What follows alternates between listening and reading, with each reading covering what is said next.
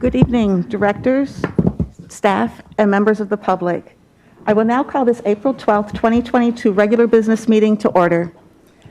We will begin tonight by acknowledging that buildings within Minneapolis Public Schools are located within the traditional homelands of the Dakota people. Minnesota comes from the Dakota name for this region, Minnesota Makoche, translating to the land where the waters reflect the skies, or cloudy waters. MPS recognizes the original peoples of this place and is committed to making ongoing efforts to educate the community about the relationship that Dakota people have to this area, both historically and today as they remain here in their home. Thank you. Before we move on to the business before us this meeting, I want to stop and recognize that the last meeting we had here did not work well for anyone, not for board members, not for staff, and especially not for those in attendance. We have a duty as elected board members to listen to and represent our constituents, and that includes acting on school district business in these meetings. As board members, I think we all recognize that not every issue before us will be supported by everyone. Some decisions will be easy and some very difficult. But regardless, we must be able to deliberate and act upon the matters before us on our agenda, including to hear from those who have signed up to provide public comment. So I want to reiterate the expectations we have for this and every meeting to help things go more smoothly tonight. First, there will be no signs that either block the view of someone else or include the name of individual students or staff. Two, there will be no disruptions, either by yelling or by using a device to amplify one's voice or make another noise. Three, we ask everyone to take a seat as space allows, and if needed, the meeting is being streamed in the cafe space. Make sure you're not blocking the view of our interpreters or of others. If these expectations cannot be followed, I will first ask those individuals to adhere to the rules. If it continues, we will take a recess until everyone is able to see and hear each other. Thank you. As a reminder for anyone speaking tonight, including during public comment at the podium, please speak directly, clearly, and loudly into the microphone. For the benefit of all of us, but especially for our interpreters, for those using closed captions, and for those who normally rely on seeing faces to help them understand, we need to project our voices to be heard through masks. And if you do briefly remove your mask to speak, please remember to put it back on properly after you have spoken. Thank you. Clerk Inns, can you please call the roll for the record? Director Arneson? Present. Director Aline? Here. Director Ali? Director Cerrillo? Present. Director Inns is here. Director Jordan? Director Caprini? Present. Director Ellison? Here. Student Representative Rance? Present. Student Representative Wesson? Thank you. Please let the record reflect that Director Ali is stuck in traffic and will be here shortly, and that Director Jordan is following COVID-19 protocols and will not be in attendance tonight. We have a quorum. Next, we will approve our agenda for the rest of the evening. Director Arneson, will you please move approval of the agenda? So moved. Thank you. It's been moved and seconded. Is there any discussion? Seeing none, all in favor say aye. Aye. Any opposed, say nay. That motion carries and we have an approved agenda. Director Inns, can I please get a motion to approve the minutes before us? So moved. Second. Thank you. The minutes as presented for the February 8th, 2022 meeting have been moved and seconded. Is there any discussion? Seeing none, all in favor say aye. Aye. All those opposed say nay. That motion carries and these minutes are approved. Next, we will hear from those who have signed up to provide comment with us here tonight. As staff projects the speaker list and our first speaker comes to the podium, I'll remind us of a few public comment protocols. Our goal here is to hear from those who have signed up in a fair way.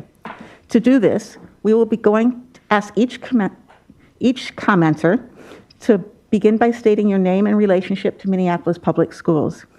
Keep comments within the 2-minute limit. Do not mention identifiable information about individual staff or students, and do not use profanity, insults, or threats. If these guidelines cannot be followed, I will provide a warning, and then if needed, turn off the microphone and end your comment time. And finally, please remember that this is an opportunity for us to hear from the community, but we will not respond to comments in the moment. Shawn Layton, please come to the podium and begin your comment. Thank you. Thank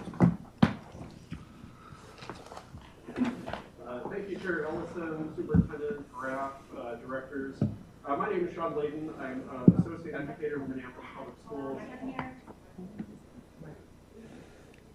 Currently living in the Whittier neighborhood and also serving as the president of our MFT ESP chapter. And tonight I wore my Yes for Kids shirt because I think it's important that we're coming out of a collective bargaining process that was very difficult, unprecedented, I would say.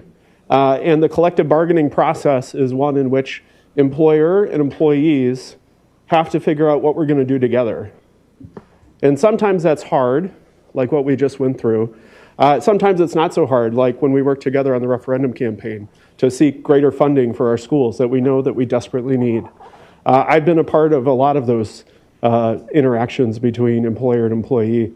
And I want to highlight a couple of things that I think are important coming out of this last process. We have done historic things as a district, and they were hard to get to. We have educator of color protection, specifically teacher of color protection language that will be a model for this nation. I was in Chicago this weekend talking to other AFT affiliate leaders, and they've asked us to come out to talk to them about how they can replicate what was done in our district. There's a lot to be proud of in the agreements that we forged.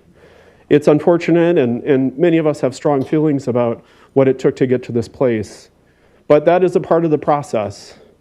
And now it's time for us to come together to do more hard things. My members are very excited about our anti-bias, anti-racist labor management committee. That is to get at individual and systemic racism in the Minneapolis public schools. Bringing together staff members from the district office, representatives from our union, our ESP union, and our teacher chapter to get at these issues. It's critical that we do this together. You all have resources to bring to bear to this that we simply do not. We believe we have credibility and insights that are critical to this work that we believe you do not.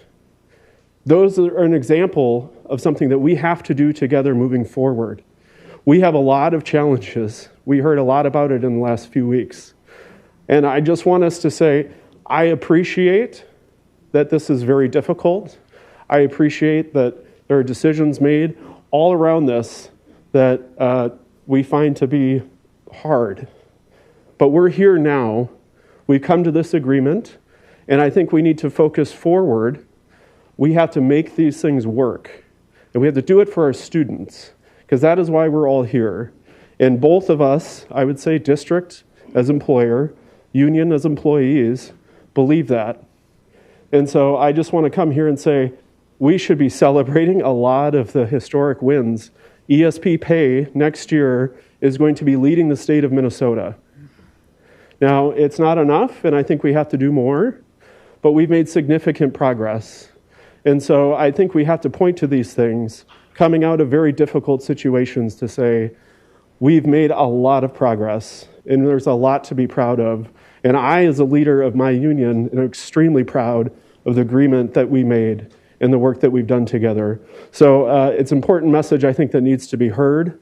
These are very difficult times to come out of something like this, but this is what we do. It's a collective bargaining agreement. Collectively, we come together, we bargain, and we agree at the end about what we can all live with. And would just encourage folks to really take a look at what's in these agreements, because there's important things that we've won, that we've all won. Not one side, not the other, but that we've done together. So I wanted to just bring that message of celebration of what we have to come and what we've done, because it's important and it's real.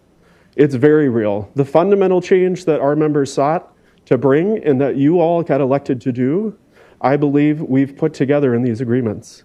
So appreciate the time and encourage folks to really dig into what's to come. And I know our members are looking forward to that. Thank you. Robert Panning Miller.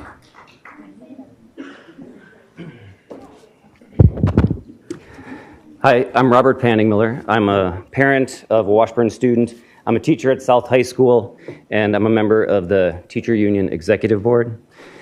2 weeks ago, someone on this board described the added 42 minutes per day and the 9 days a week, or 9 days added to June, as a consequence. I feel confident the term consequence was used as a euphemism for punishment. Not only are teachers and ESPs being punished for fighting for safe and stable schools, but our students and families are being punished. This didn't have to happen. 2 weeks ago, when you all voted to impose these changes, there were important questions that should have been asked and answered. Important financial questions couldn't even be answered or even asked because Chief Diop wasn't here. What would have been the supposed penalties if we didn't add this extra time? Superintendent Graff vaguely referenced a statute that says school board members could be guilty of a misdemeanor if you, quote, willfully fail or neglect to perform your duty, unquote. The duty referenced is creating a school calendar that provides a state minimum of instructional time. You had done that. MDE, the Department of Ed, stepped into this, which begs the question, why did they insert themselves in a labor dispute? Did you ask them to? Is that their job? MDE suggested the district could lose some money because they might adjust what's called ADM. But no one specified whether that would actually happen or what the cost would actually be. Many of you talk about being good financial stewards of the district's finances, is called into question when we are now looking at extra money. How much extra money will we spend with all the extra time for food service, bus drivers, engineers, clerical staff, etc.? 2 years ago, you voted to go forward with the CDD, a plan that uprooted students, upset families. It drove families out. You are now inserting chaos into the lives of our staff, students, and families again. District leadership should follow the Hippocratic Oath. First, do no harm. You can and you must undo this, and the union's ready to work with you. Thank you. Thank you.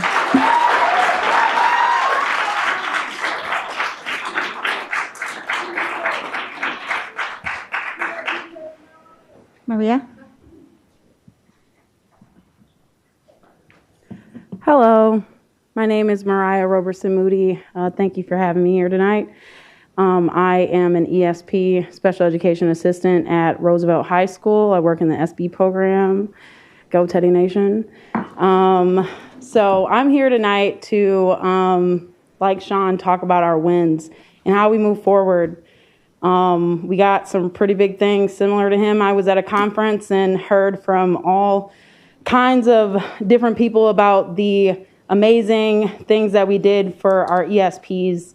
The pay that we were able to achieve, that we all came to an agreement on, is historical and will change people's lives. So I'm very proud of that. I think that we have some opportunities for how we can change moving forward and how we can work together to do things so we can improve a district so people want to work here and people want to go here. I think that we all know we have an enrollment problem, and that's not going to change if we keep doing the same things. I think we have an opportunity after this very historic moment to change and work together and make space for our student voices, make space for our families, make space for our educators to actually come to the table and be heard and actually improve our district so we can serve our kids better.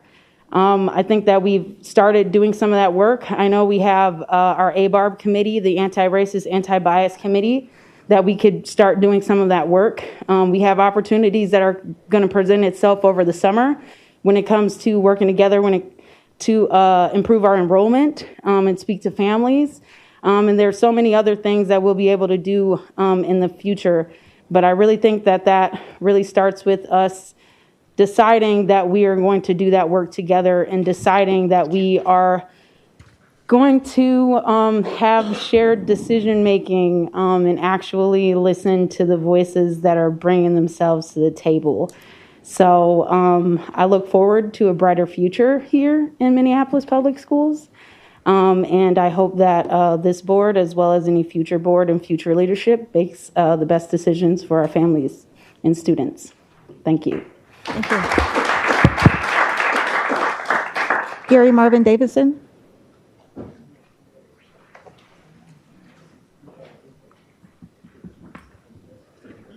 Gary Marvin Davis and New Salem Educational Initiative, just a few blocks from the Davis Center, teaching students at the Minneapolis Public Schools academically abuses whatever calendar you use.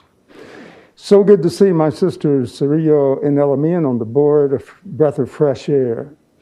Ella Baker was a radical force in the civil rights and Black Power movements. She chafed at the moderation and the slow movement of Martin Luther King's Southern Christian Leadership Conference, and was one of the leading forces in inaugurating SNCC, Student Nonviolent Coordinating Committee. She went on to assist Fannie Lou Hamer in establishing the Mississippi Freedom Party when the Democratic Party had not a single black member in the 1964 convention. She was a socialist, very much anti-capitalist. She was a great supporter of Angela Davis and worked hard to get her released when the government arrested her on trumped-up charges. She eventually made common cause with leftists, Howard Zinn and Noam Chomsky, and so in that spirit, she was much more like my sister Cirillo and myself than most of the spirit that invests this room. She was against the status quo, which is what you represent. She never would have brought in somebody from the intellectually corrupt Minnesota Department of Education to serve as either interim or certainly long-term superintendent, and she would have opposed the behind-the-scenes manipulations of directors Enns, Caprini, Ellison, and Arneson. NewSalemEducation.blogspot.com. A lot more comments to read there.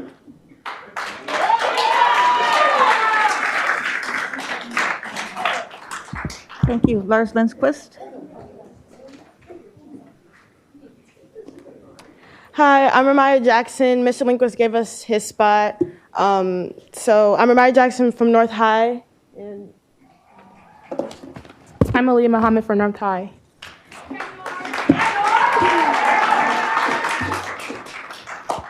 So we did send a letter out recently, like 10 days ago, and we did not get a response except from the student representative. So we're here to share our letter.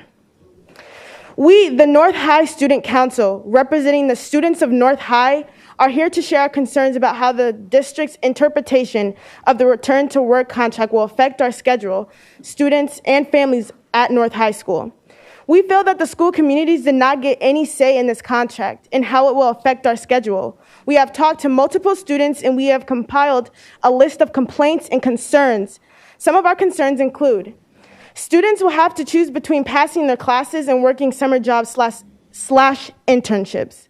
Seniors who have already made plans after graduation will not come back after the graduation ceremony.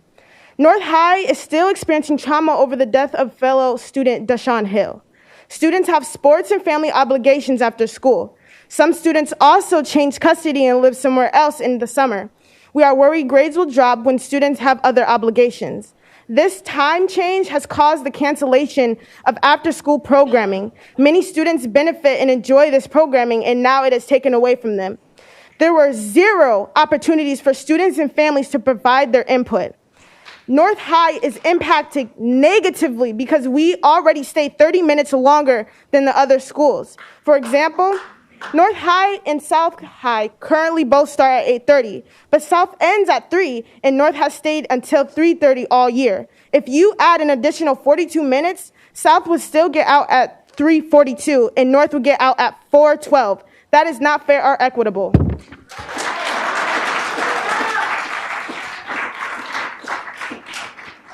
We are aware that the return to work agreement has already been signed by the teachers union and the district, and that the school board approved the contract Tuesday, March 29th.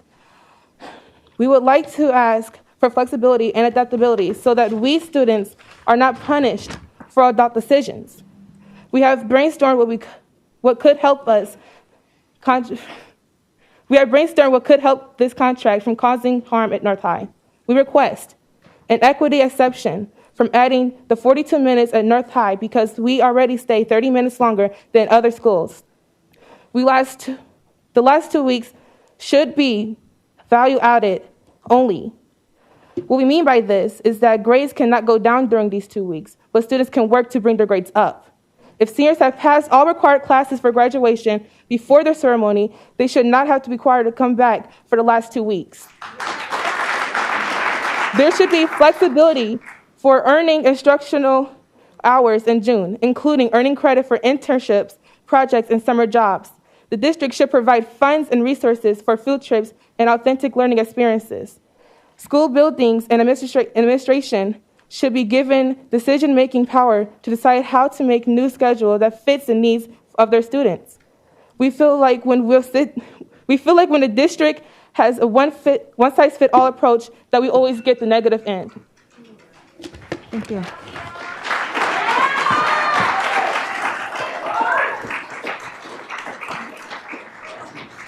Thank you. Melanie Hanlon?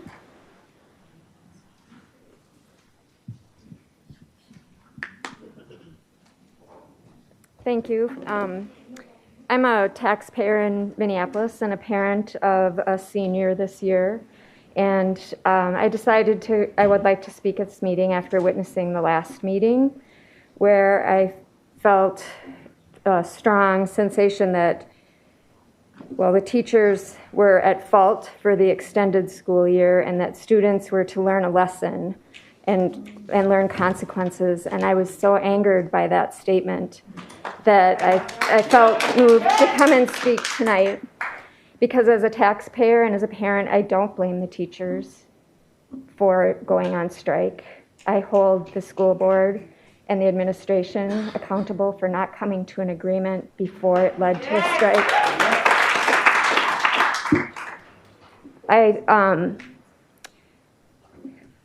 I think that our teachers and our ESPs and our cafeteria workers are undervalued and that they don't have competitive wages with the surrounding school districts.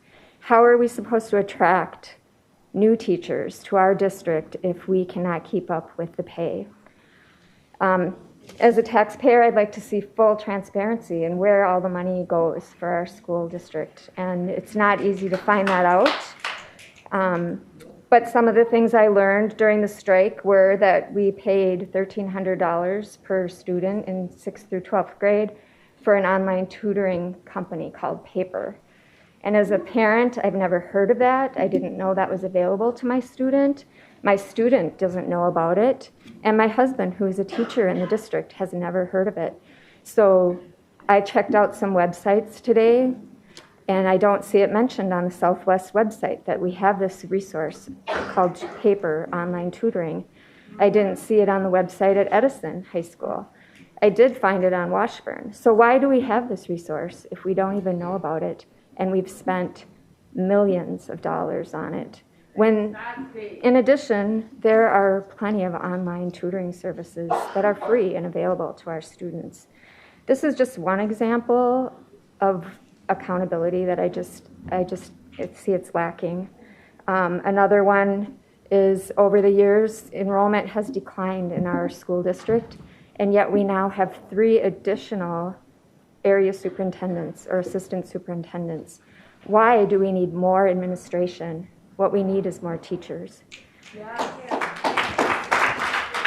And lastly, I want to know why our director of accountability is plotting a coup and is not held accountable for that. My understanding is he's still employed in the district. And just because an activity is not illegal, it doesn't mean it's ethical. And that's all I have to say tonight. Thank you.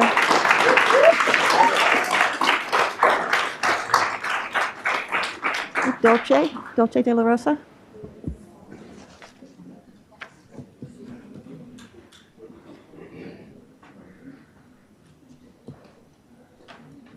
Buenas tardes, voy a necesitar interpretación, así que ténganme paciencia y necesito aquí su atención, por favor.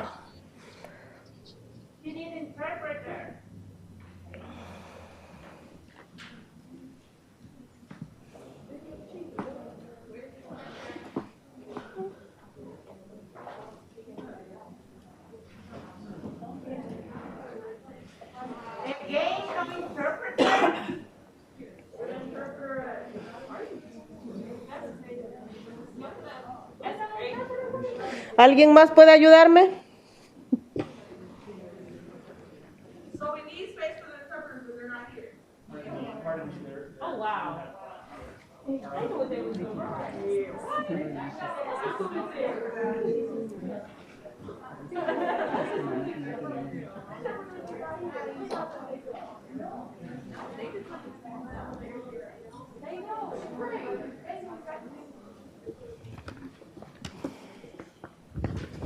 Ok.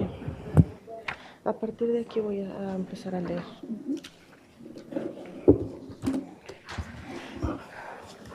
Mi nombre es Dulce de la Rosa y tengo 2 estudiantes en MPS. My name is Dulce de la Rosa, and I have 2 students in MPS. Sé que hemos estado hablando consecutivamente de esto, pero voy a insistir.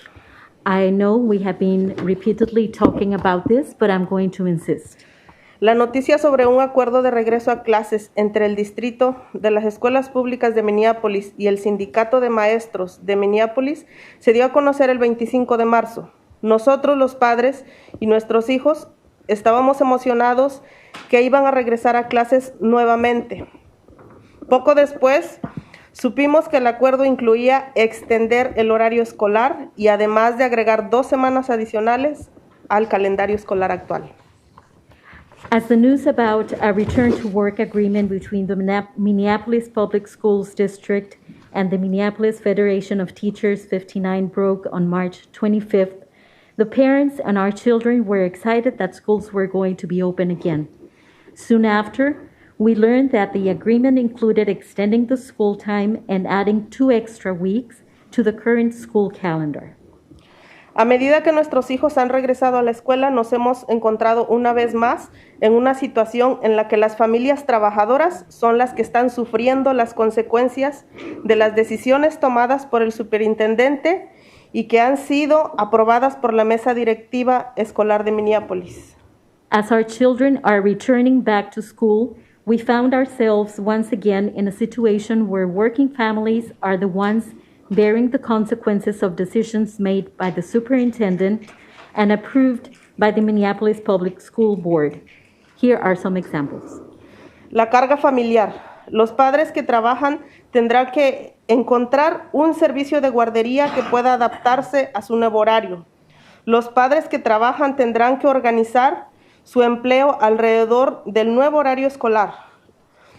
Los padres que trabajan que tienen un tercer turno no pueden ver a sus hijos antes de irse a trabajar o necesitan reorganizar sus horarios de trabajo porque los hermanos mayores que asisten a la escuela secundaria llegarán más tarde de la escuela.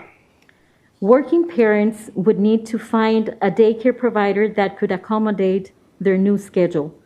Working parents arrange their employments around school time. Parents working a third shift cannot see their kids before they go to work, or they need to rearrange their jobs because older siblings attending high school are coming late from school. Las actividades extracurriculares. Los estudiantes tendrán que hacer malabares para poder tomar actividades extracurriculares o deportes, y ellos van a enfrentar complicaciones adicionales. Otras actividades de enriquecimiento como banda, deportes, arte, etc., se vuelven un reto para ellos. Este es un momento en el que los estudiantes tradicionalmente podrían explorar con mayor profundidad experiencias que no reciben durante el tiempo escolar. Los estudiantes mayores que dependen del empleo de verano también se ven afectados. Los padres tienen que decidir entre recoger a sus hijos de la escuela o cancelar las actividades extraescolares. Tengamos en cuenta que recoger a los estudiantes de la escuela es un privilegio y no una opción para muchas familias trabajadoras. For extracurricular activities, students juggling extracurricular activities such as sports would face additional complications. Pursuing enrichment activities such as band, sports, art, etc. becomes more difficult. This is a time when students are traditionally able to explore in greater depth experiences they do not receive in school. Older students who depend on summer employment are also affected. Parents have to decide between picking up their children from school or canceling extracurricular activities. Let's keep in mind that picking up students from school is a privilege and not an option for many working families. El argumento de extender el día y el año escolar se debilita a medida que la nueva evidencia demuestra que las escuelas primarias y secundarias no necesitan el tiempo extra y que solo un pequeño grupo de escuelas preparatorias son las que necesitan reponer el tiempo perdido. The argument of extending the day and the school year weakens as new emerging evidence demonstrates that elementary and middle schools don't need the extra time, and only a handful of high schools need to make up for lost time. Los miembros de la mesa directiva escolar, padres de familia, padres líderes del Consejo Asesor de Padres Latinos, les exige hacer lo siguiente. Board members, the undersigned parents and parent leaders of Latino Parent Advisory Council urge you to do the following. Reevaluar los minutos adicionales, al igual que las 2 semanas adicionales para las escuelas primarias y secundarias. Reassess your extended time and the additional 2 weeks policy for elementary and middle school. Permitir que las escuelas preparatorias elaboren su propio plan para cumplir con las horas de instrucción requeridas. Allow high schools to figure out their own plan to fulfill required hours of instruction. Ser inclusivo, consultando a los padres y estructurar internas como el PAC y DPAC antes de tomar decisiones clave. Be inclusive by consulting parents on internal structures such as LPAC and DPAC before key decisions are made. Comunicar información esencial a las familias en su lengua materna. To communicate essential information in multiple ways to families in their families' native languages. La educación de nuestros estudiantes, el bienestar de nuestras familias y comunidad es un asunto urgente. Exigimos comparta con nosotros su respuesta lo antes posible, porque esta no es la primera vez que traemos esta atención sobre este problema. The education of our students and the well-being of our families and community is an urgent matter. Please acknowledge the arrival of our letter and share with us your response as soon as possible. This is not the first time we have brought this issue to your attention. Y les recuerdo que les dejé una carta en la reunión pasada y no me han respondido. Necesito esa respuesta. So I remind you, I left a letter with you last meeting and I have not gotten a response. I need a response to that. Gracias.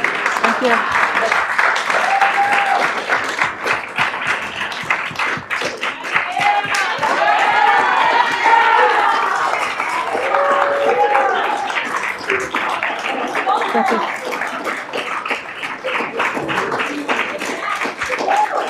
Sylvia Del Verano.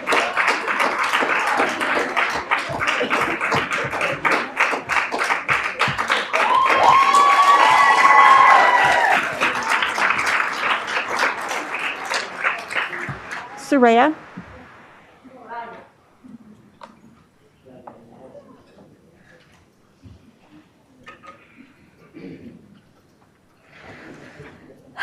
Buenas noches. I don't need an interpreter, don't worry. My name is Soraya Valedon Lopez. I'm a bilingual kindergarten teacher for Emerson School.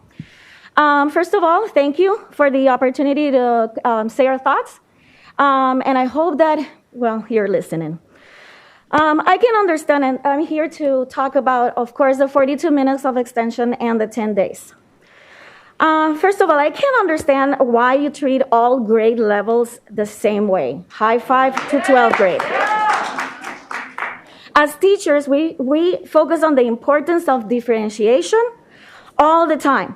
But you have chosen not to differentiate for anyone, students, families, and teachers, especially primary grades. It is extremely disappointing and disrespectful that our Board of Education superintendent, claims outspokenly that wants to the best for our students and its equity system, And it's not treating us with equity, but with equality. No. Now, there's two factors here, two effects. The effects: students, parents, teachers, and our dismissal. I'm going to talk more about our students. Our school primary grade children wake up at 6 o'clock in the morning to come to school at 7:30, ready to learn. My 5-year-olds and 6-year-old kids. By 1 p.m., most of my students are really tired, overwhelmed, and I still have 40 minutes to teach. With time extensions, they're even more tired, and I have proof of that, of yesterday and today. For after-school students, this means a longer day. They are anticipated to get home around 7 o'clock. Then they will eat dinner, have some homework to do. This means that primary grade level students will be at school from 7:30 in the morning to 6 p.m. in the afternoon with only one good lunch, some snack in afternoon, and the next day, tired. Who we have to deal with then? Us. How are we going to teach? Parents, teachers, you know this. We have other jobs. We have kids. We go to school, universities. So we have to leave. Health conditions. We have to leave our schools in the time that we have been done so far. Parents as well. You have heard the parents talking about how they already figured out how their summer school were going. So I'm going to talk about dismissal now. Our school ends at 2 p.m. That's 6.5 hours. Based on house and busing, the actual longer day, it's not 42 minutes. Kindergarten left at 47 minutes. The buses leave at 2:57. So dismissal often takes longer, and teachers are not able to get ready for the next day. Now, this is what Minnesota Department of Education actually says, and not the misinformation you share with families. Not every grade level needs the extra minutes or day. Neither is healthy for anybody. MDE, and I want to show you this. MDE requires that. So Minneapolis Public Schools are saying that 171 days are required with 1,026 hours. Minnesota Department of Education says 165 days with 1,020 hours. That's grade 7 to 12. But grade K to 6, it's 935 hours. Meaning the strike was 15 days, which are 90 hours. Basic math. We are teachers.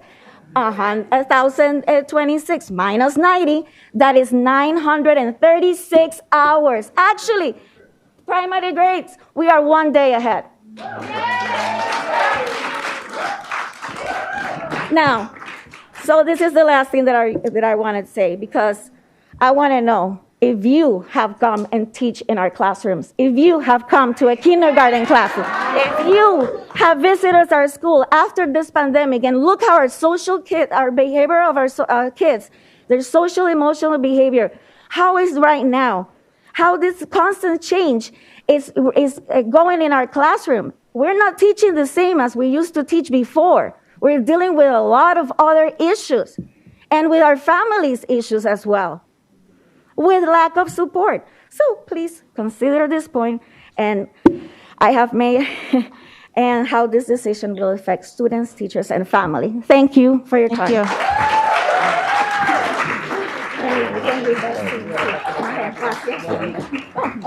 Brittany Granger. Thank you.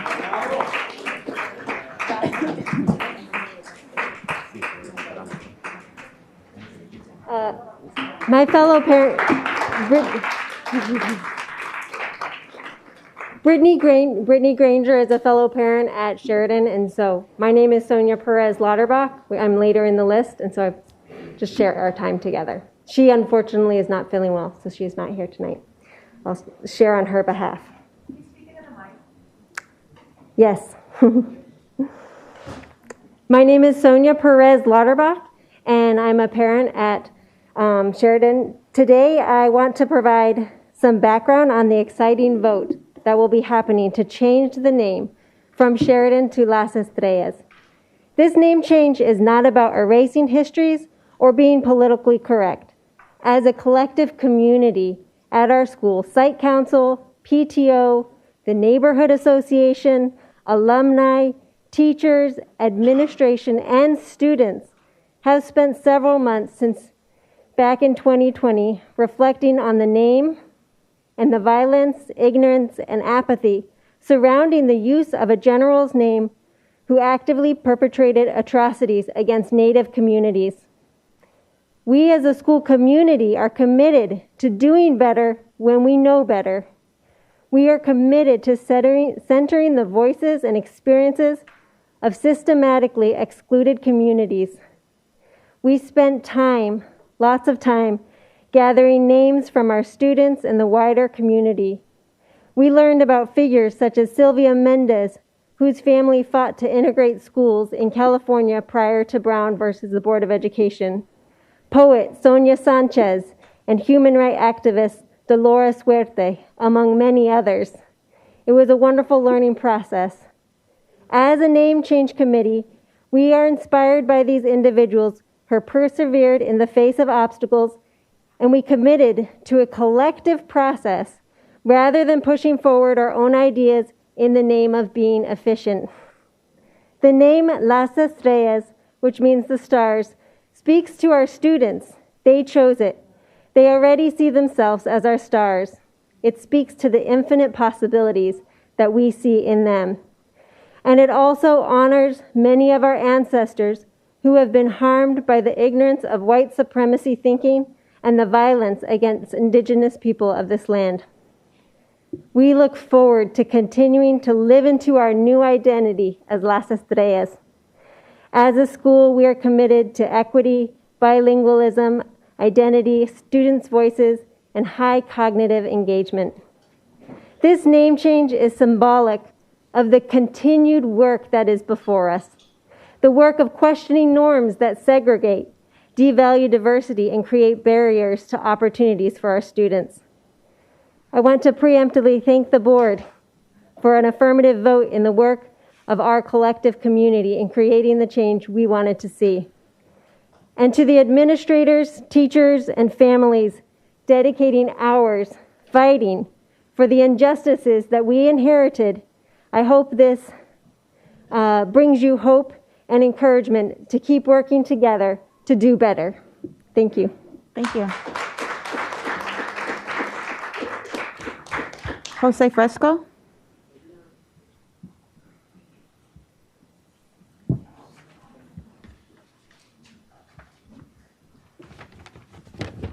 Good evening.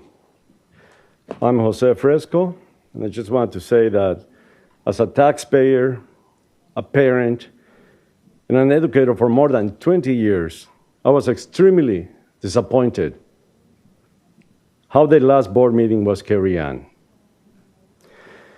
First of all, it was almost like watching a circus. 4 students took control of the meeting, and besides objections from some of the board members, the motion to add 42 minutes and 2 weeks more into the year passed. How is that possible? Is that what we call democracy nowadays? Yeah. If there were objections from some members, it should have been another vote, show of hands, a paper ballot, something. But when you look at that video, how can that have passed? Some members didn't even know if they have voted. And some members didn't even know for what they have voted. But still it passed. How is that possible?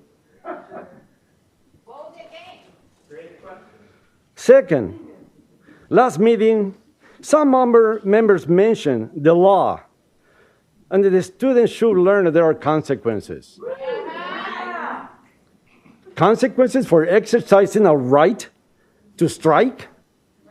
The last time I checked, going on a strike is legal. So why to punish us? And more importantly, punish them, the students. When you punish us, you are punishing them. And the students and family who you are punishing the most are the low income families who also need the summer jobs. They need a summer job to supplement family incomes, to take care of their siblings, and maybe save for college. Without this income, some will not afford to go to college. And that is not equity. Some of us have the luxury to send our kids to college. Some do not, and they can't. So do the right thing, please. Remove those 2 weeks into the summer. Do it for these families. They have suffered enough for the last 2 or 3 years. Thank you. Thank you.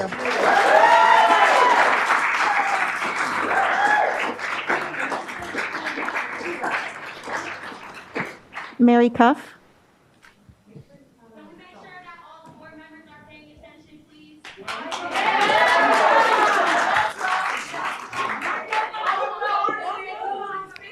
Hello.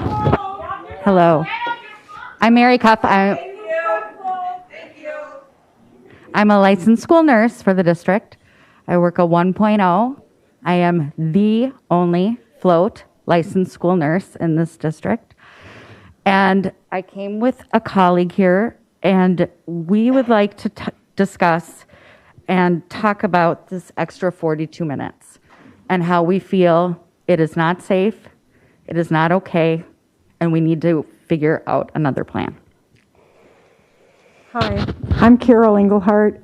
I was in retirement, and I came out of retirement to serve the schools, and I love it. I love being a school nurse.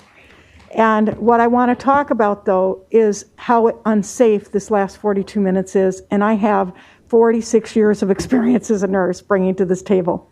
And I think everyone in this room cares about students, or we wouldn't be here. All of you, all of you. And I am so proud of our students. I was cheering when they started being activists and sitting in and taking control over their own education. So I want to say thank you to the students. But as a grandmother and a mother as a nurse, this is my concern. The last 42 minutes of the day, licensed school nurses cannot be several places at once. The HSAs and the LPNs are not under the same contract. We have children with diabetes, with seizures, with chronic conditions, with problems that have to be monitored, and then the rest of the staff is ready to get those kids on the bus, and who's watching over them? It's going to make us lose sleep at night, and it's not safe. We need to come to a way of looking at how we're going to do.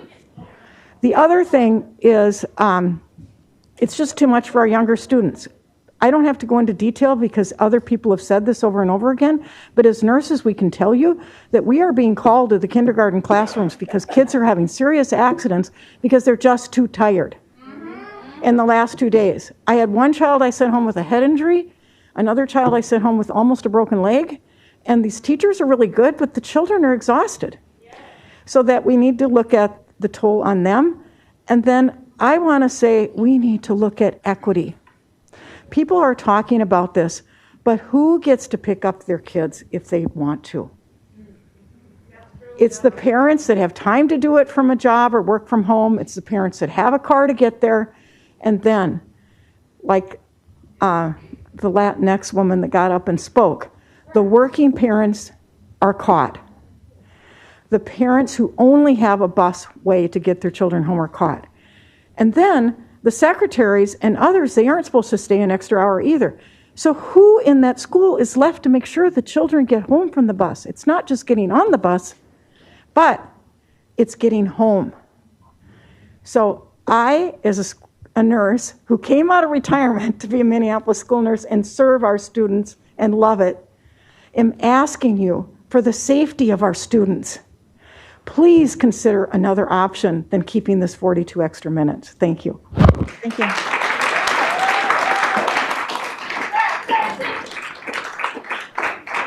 Anna Ashcroft. Anna Ashcroft. Sylvia Jimenez.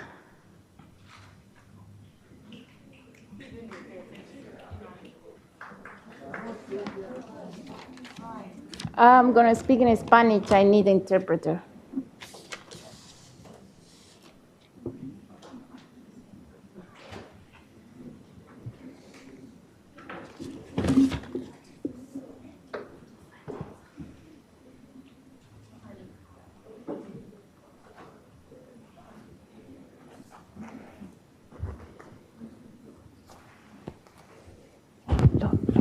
mirando aquí, si es más fácil. Voy para abajo por ti. No, yo prefiero hablar y que tú traduzcas. Okay. Me saco la... Okay. Soy Sylvia Ibáñez y estoy aquí como madre de 2 estudiantes de Minneapolis Public School. Me opongo rotundamente a los 42 minutos extendidos y las 2 semanas extras del verano. ¿Cuál es tu nombre? Sylvia. I am Sylvia. I am a mother of 2 students in Minneapolis Public School. I'm here as a mother. I oppose drastically to the 42 minutes extra and the 2 other weeks extra in this summer. Primero, me parece una falta de respeto que otra vez MPS tome decisiones que afectan tan dramáticamente a las familias y ni siquiera nos consultan. Ustedes se sienten con el derecho a manejar mi horario y eso no me parece justo. First of all, I consider that it's quite disrespectful that once again MPS district takes decisions that are affecting dramatically my life and the life of all the families, and you don't even ask us or ask for our question. You feel that you have the right and you are entitled to manage and maneuver my schedule, and that is not right. Estoy aquí por las familias que tienen 2 trabajos o 3 trabajos y se han ajustado un horario para ver a sus hijos siquiera un par de horas y ahora no los pueden ver por ir a su segundo trabajo. I am here to speak in behalf of the families that have 2 jobs and they have to manage their schedule, their worker schedule, in order to see their kids at least a couple hours before they have to go to their second job. And sometimes with this change, they cannot even do that. Estoy aquí por los estudiantes que tienen actividades de enriquecimiento o deportes que se ven afectados y por las familias que han pagado por estas actividades. I am here in behalf of the students that have sport activities or other after-school activities that are enrichment for them or sports, and now they are affected, and for the families that have already paid money for those activities. Estoy aquí por los estudiantes con autismo o desórdenes de ansiedad, que este cambio de rutina les ha afectado tremendamente, y por las madres que han tenido que consolarlos. I am here on behalf of all the students that have autism or anxiety disorders, and this change has had affected them tremendously, and for all the mothers that have to console and support their children with these changes and this stress that you guys have caused them. Estoy aquí por los estudiantes de high school que tienen que decidir si perder su última hora de clases o ir a su trabajo después de la escuela o cuidar a sus hermanos. I am here on behalf of the high school students that now they have to decide if they're going to miss the last hour of school in order to go to work after school or take care of their siblings. Estoy aquí por las familias inmigrantes que juntan su dinero todo el año para mandar a sus niños a sus países de origen y ahora ustedes arruinan su plan. I am here on behalf of all the immigrant families that are saving money for an entire year in order to send their children to their countries of origin, and now they cannot do it because of you. Estoy aquí por los estudiantes que tienen trabajos de verano y ahora tienen que elegir si terminar el año escolar o tomar su trabajo. I'm here on behalf of the students that have to work during the summer, and now they have to decide so either they finish the school year or they take a job. Una persona de este board dijo que había que pagar por los actos. Me pregunto, ¿quiere castigar a los estudiantes y familias? Me pregunto, ¿quiere castigar a las maestras de mis hijos por luchar por escuelas mejores y mejores condiciones de trabajo? So, a person here in this board said we have to hold accountable and pay for the consequences of our actions. So my question is, are you punishing the students and the families? My question is, are you punishing the teachers that are working and teaching my daughters they are fighting for better schools and better conditions for work and better schools? Shame on you. Shame on you. Debiera sentir vergüenza que los maestros tengan que ir a huelga para conseguir un aumento de 2% y para proteger a los maestros de color. Shame on you. You should be embarrassed that the teachers have to fight and go to a strike to get in 2% more and protection for the teachers of color. Ustedes son los responsables de las 3 semanas de huelga. MPS no mostró ningún sentido de urgencia en negociar con los educadores. Shame on you. You are responsible of the 3 weeks of the strike. MPS did not show any considerations or urgency to negotiate with the teachers. Si quieren consecuencias, ustedes deberían tomar 42 minutos para ir a las escuelas y hacer intervenciones de matemáticas o lectura con los estudiantes más necesitados. Ustedes podrían tomar 2 semanas del verano para aprender el trabajo de los educadores y entender mejor cómo funcionan las escuelas.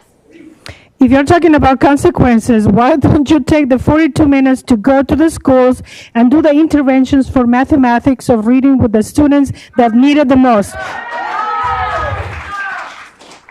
You should take those 2 weeks from the summer to learn how to do the job that the teachers and to understand how the schools work.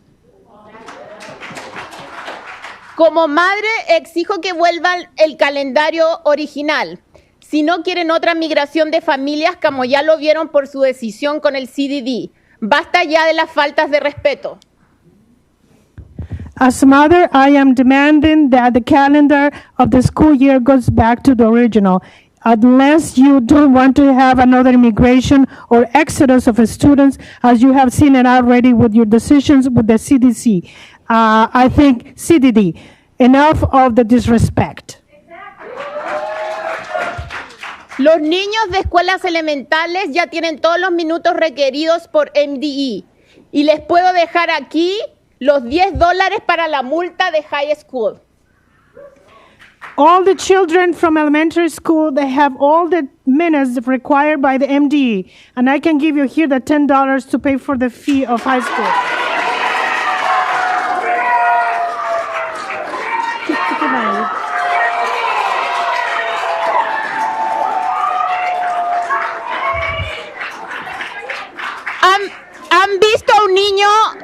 ¿Han visto a un niño de primaria al final del día? Casi durmiendo y con hambre. En la escuela de Emerson, el primer desayuno es a las 10 de la mañana. Ahora estarán de vuelta en su casa a las 4. Eso significa un niño 6 horas sin comer. Shame on you. Have you seen an elementary school student, a child, that in the end of the day, almost asleep and very hungry? At Emerson School, the kids have the first lunch at 10 in the morning. After that, they will go back to home at 4 o'clock. Have you thought of those kids that will be 6 hours without food? Ahora les quiero hablar como maestra. No me van a quitar mi dignidad. No me vas a quitar mi dignidad por tratar de castigarme. Shame on you. Y la próxima vez me voy a levantar más fuerte.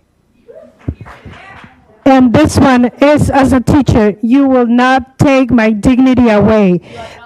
Punishing me for this. The next time, I will rise stronger. Shame on you. Shame on you.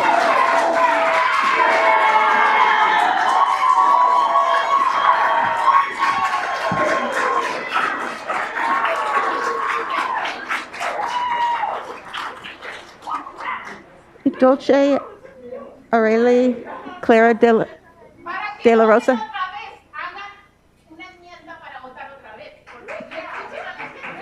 Thank you. Dulce, Aurelie, Clara de la Rosa.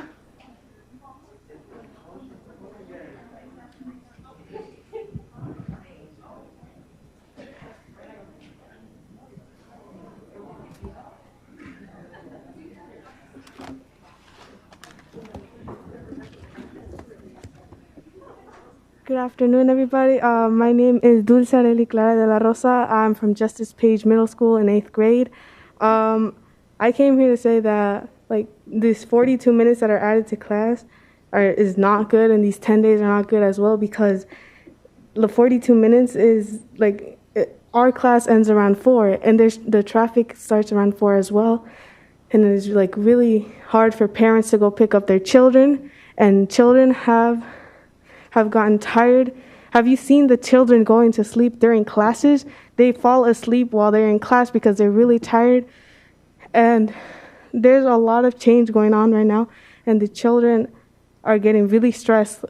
All this change that started with COVID, online classes, and switching from class in real life to online classes.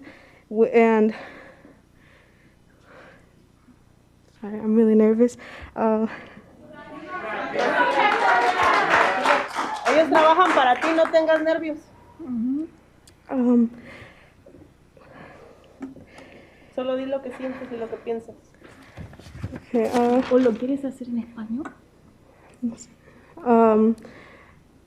For the 42 minutes, kids have after school classes, like activities after school, and these 42 minutes changes it for them, and it's making it really hard. And it gives them less time from school, like after school, to relax, and less time to spend with family and loved ones. And parents have things to do after school, like jobs, and these 42 minutes added is making it like hard, and they have to change their schedule because of it. And the 10 days, the kids already and teachers already have trips planned, and there's some of them already paid, so these 10 days are like bad for them, and some kids don't want to miss school, and they're gonna have to miss school for these 10 days because they already have trips planned and paid. There's kids with summer jobs, and teachers also may have summer jobs, and it'll be really hard for them to go to school, and then after that, really fast, just like when school ends, they have to go straight to work and not just a little bit of time without work and go to work with these 42 minutes, and for summer as well. And kids are getting stressed, and they have anxiety because of this. And some kids like me are going into high school, which makes it really hard because we need time to relax for like going into a next grade. They have summer activities as well. And I'm just saying that the strike wasn't even a bad idea because the teachers need their money, and the money that they need is probably just pocket money for you guys, and they need this. They need the money. They don't even have to go on strike. If they want something, they have to come here and tell you they need something, and you guys have to give it to them.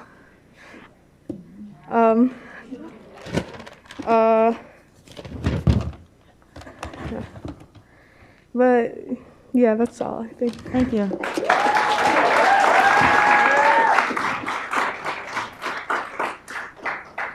Mariah Brown? Okay. Okay, thank you. Josefa Carriger? I hope I got that right.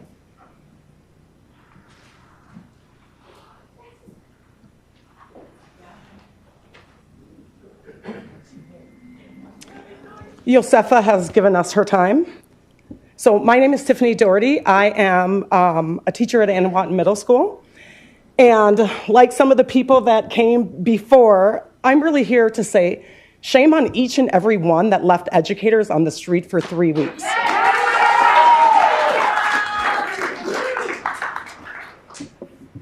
The things that we were asking for, we shouldn't be asking for. They should be a given.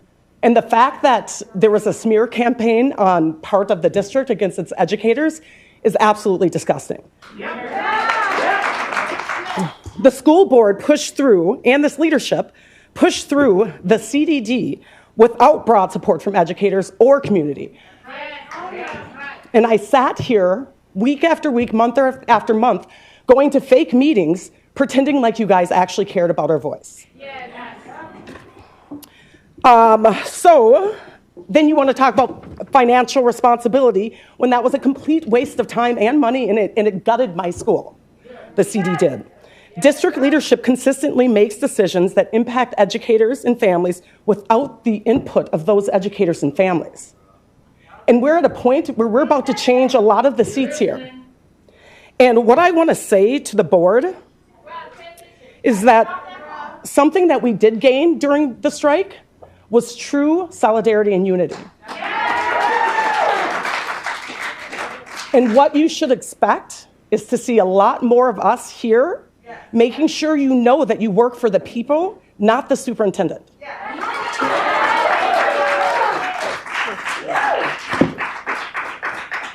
My name is Leah Laurent, and I am also a teacher at Anwan Middle School. I'm a K-12 Minneapolis Public Schools alum. My daughter goes to Minneapolis Public Schools. Sylvia Del Verano is her art teacher.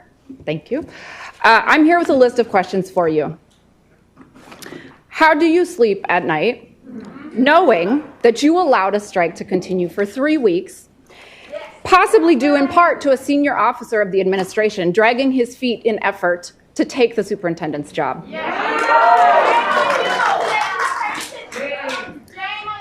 How do you say that you serve students, families, and communities when you consistently leave them out of decisions around their education? We use business terminology to speak about education because there is an effort to privatize public education in this country. We call them stakeholders, but they are our communities, and we are here to serve them. Their voice should be as loud as yours. A family member, or one of my students' family members, asked me, what is teachers' recourse in voicing their opinions to the district? And I said, we have to do what you do. We go to the board meetings, and we have to sign up. There's no other way for our voice to be heard. Okay. Right now? No, about that. Sorry. How is it possible that last month 4 students can cause the superintendent of Minneapolis Public Schools to quit doing his job and walk out on the students that we serve? We serve every day. Every day. The fact that you walked out on students because of a word was absolutely disgusting. Disgusting. Come to our schools. Come tomorrow. I welcome you into my math class. Come in. I'm serious though.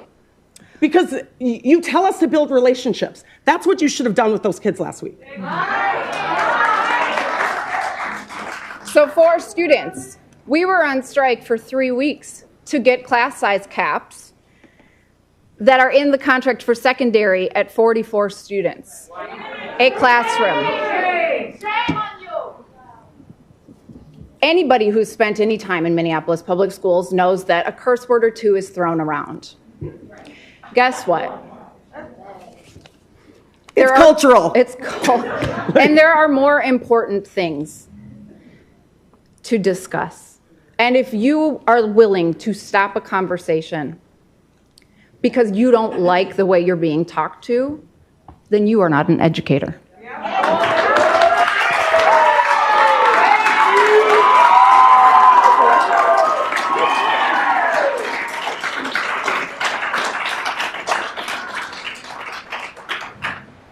Ayala Alate?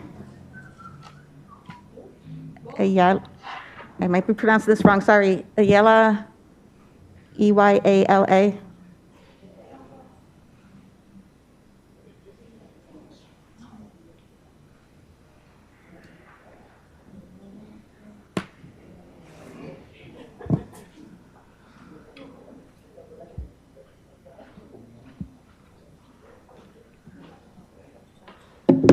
Hello, my name is Ayala Alate. Let's go, Ayala. I'm an organizer with CSL and a former Minneapolis Public School student, and I left the district because of lack of mental health support, and I'm here to speak on behalf of mentally ill kids and disabled kids who are being disproportionately affected by these added minutes and added days. Number 1, people need care outside of school. There's therapy, there's other types of appointments that people take regularly and go to regularly that are now being affected by these added minutes and added days. neurodivergent kids who need structure are being set up to fail their classes because they're not going to be able to work and do schoolwork under those types of conditions.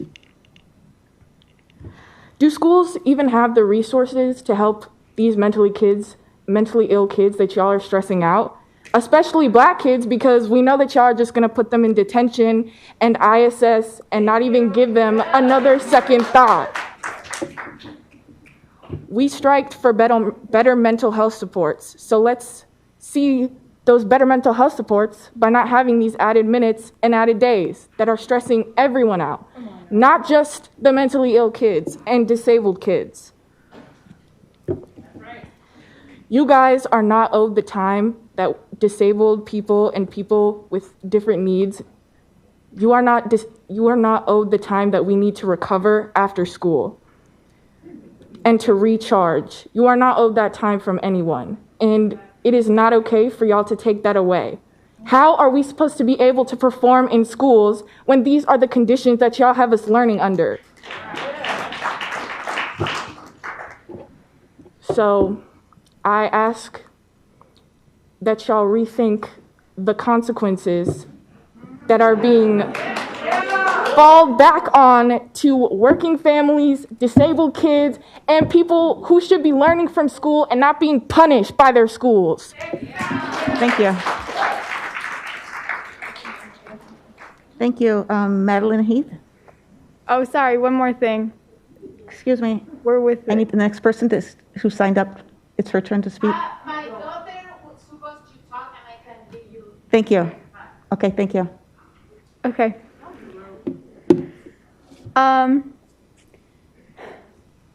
So, I just wanted to say that we aren't done yet here, but it's obvious that every single person who's come up to speak, almost every single person has talked about how unfair these extra 42 minutes are, how unfair these extra days are at the end of the school year. My concern with you guys, while people come up here and do that, is they are spilling their hearts to you. They are telling you some of the most intimate things about their lives, and they're telling you this because they are just hoping that that you are actually going to make changes with what they tell you, that you're actually going to show your empathy or through the decisions that you make. However, I know that historically in the past, you guys don't actually listen. You can listen, but you don't hear. And as we can see, last board meeting, I was there. It was, as described earlier, maybe a circus, but it wasn't, as a lot of people would describe, civil. But here we are, right? Now we're talking to you civilly, which is what a lot of y'all asked for, tried to bargain with us for. And so we're here talking with you civilly now, not just me, but everyone here, separate individual people telling you their experiences and their needs. And my expectation from us following through with what y'all asked for is that you actually do something. So I just want to be clear, you do not get to sit with these experiences that you've heard. You do not get to sit with everything that you are learning today and just wait it out. You don't get to sit there and wait until the school year's over and this has blown over. Because you don't have to live the lives of every single person here. You don't have to live those lives of the mentally ill student in constant burnout and meltdown. You don't have to live the life of a student whose money supports their little sibling. You don't have to live the life of a student and their parents. We don't have to live the life of a parent who never gets to see their kid because their kid has to stay in a classroom for an extra 42 minutes. Social lives, mental health, everything is getting destroyed by this, and you've heard it. You've heard plenty of evidence. So there is no reason that after this meeting today, you guys do not write up something real quick, everyone signs it, and this gets fixed. And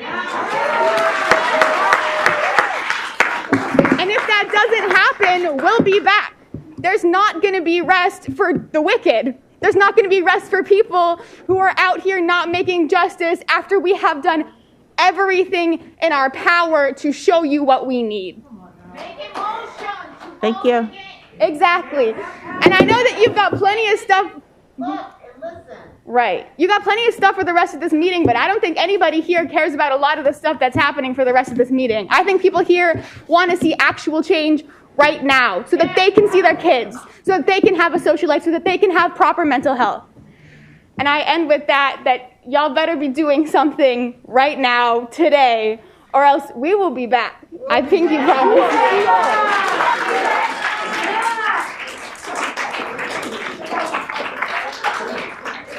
Madeline Heath. Madeline?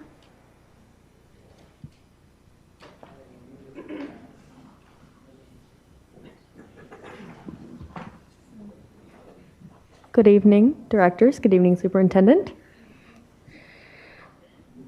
Let's see. Sorry, 1 second.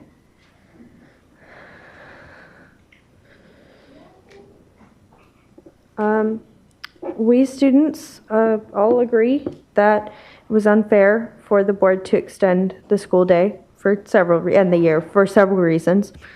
First and most obviously, students, especially graduating seniors, have been under the impression that they will leave school at a certain time of the whole year. To have that ripped away from us after a hard 2 years of a pandemic and the many issues that it caused and it was concurrent with is a slap in the face and a clear indication that the board does not care about our graduation or our summer plans, including travel, study, and most importantly, work and childcare plans. Seniors have not known normalcy in 2 or even 3 years of high school, and taking away our graduation is a final blow. The board claims to care for us, but we do not feel cared for. That's, of course, to say nothing of the extension of the school day. A lot of people have talked about that.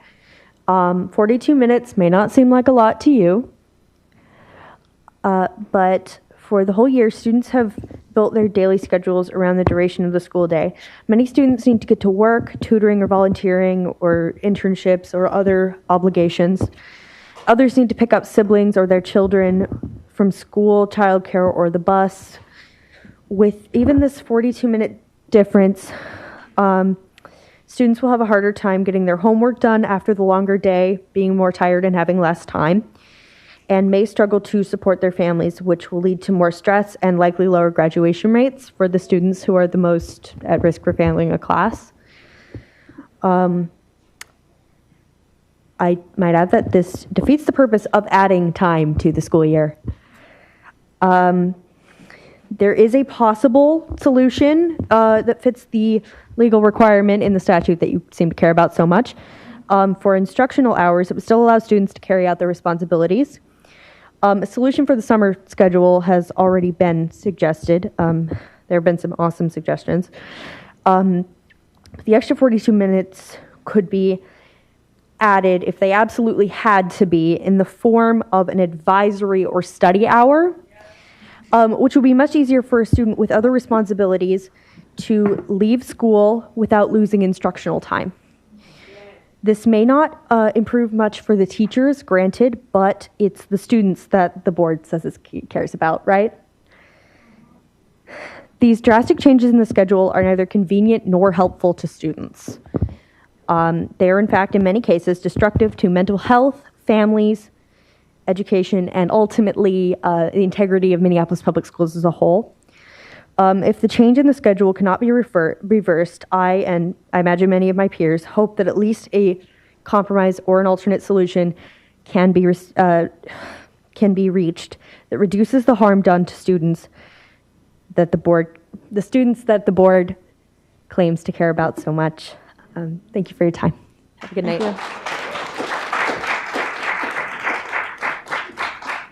Christopher Davis.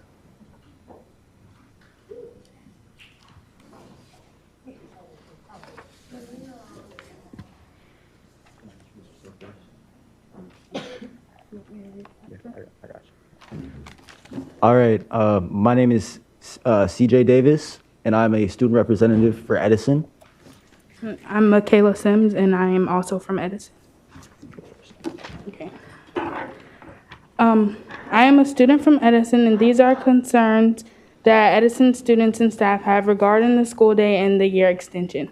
42 minutes interferes with students having jobs that support their family and with those who need to watch siblings after school. Cutting into after-school activities makes staying less important to some. Others' activities going late makes busing in North and Northeast more dangerous. 42 minutes will change some parents' work schedules. Going into the summer may cut into college programs, summer school, sports regionals, and more. Special ed students have iffy transportation, will have a hard time adjusting to schedule changes, and will struggle to make the extra time productive.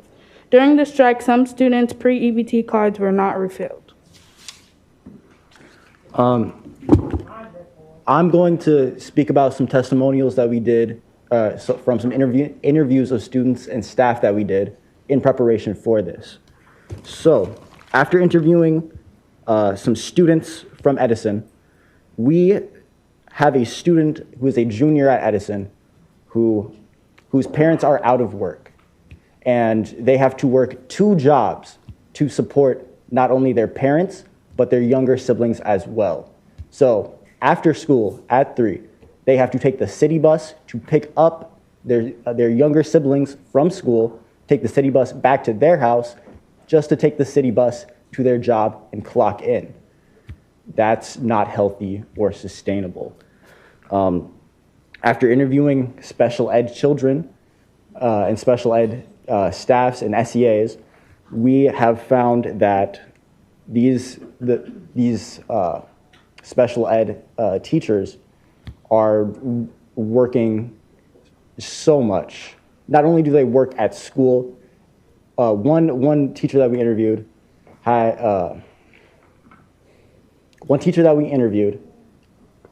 leaves school at 3 and clocks in at their next job at 3:15.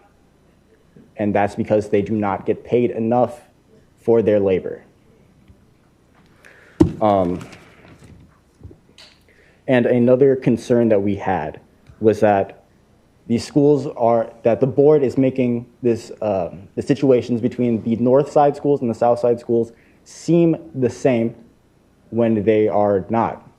We are being treated the same. We're treating with equality and not equity. We're not getting what we need in the same capacity as those in South Side are. And so I have some demands as well that we came up with as an entire Edison school student body. So we need you guys to specifically address and accommodate to special ed students and their needs, because this extra 42 minutes does not help them, because at the end of the day, they're already tired. They don't have the transportation they need. They're not getting home on time already, so this isn't doing anything for them. We need direct communications between students and the board as well. We need that through some type of district-wide student council and school-wide student councils, because we just don't have those. And if we do, we don't have access to them, because I haven't heard of any. And I'm pretty sure none of my peers have heard of any as well. And we need to make sure that kids who get out later after their after-school programs have some form of safe transportation. Because now that the schools are being extended and that the after-school programs are going so long, they're getting out after dark. I know for a fact students are scared. They are afraid of the consequences that come out with taking public transportation so late at night. And that's horrible. And we really need you guys to actually listen to us. We need you to listen to the students. We need you to listen to parents. We need you to actually listen to the staff in schools. We need some actual resolutions, because we can't keep coming here about these same problems that you guys are refusing to either address, push forward, or whatever. And lastly, our last demand is that we need you guys to take away this 42-minute extensions to each day. No one's benefiting from this. Students aren't benefiting from this. It's cutting into their time that they need to financially stabilize their families, to even do the unpaid labor that they do by watching their younger siblings, by whatever household duties they need to do. And we need, and that also, and it just makes, it throws everything out of whack. It destroys parent schedules, destroys the kids' schedules, and yeah, that's what we have. Thank you.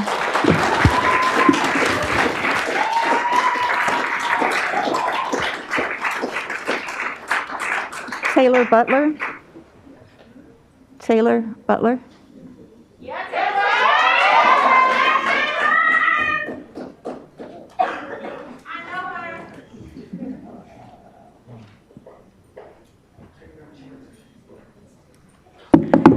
Hi, my name is Taylor Butler, and I go to North High School. And some of my concerns and complaints are the mental toll that adding the extra 42 minutes and the extra time at school has on students. You guys have to take in consideration that a lot of students have a lot of battle with a lot of mental health issues, like depression, anxiety, all that other stuff. So they need that extra time in the summer to regroup themselves, get themselves together to go back to school in the fall. My next complaint is seniors and graduations. I think it's really ridiculous that seniors still have to graduate the same day that it was originally planned, but they still have to come back to school on the 24th just to get their diplomas. That's ridiculous to me.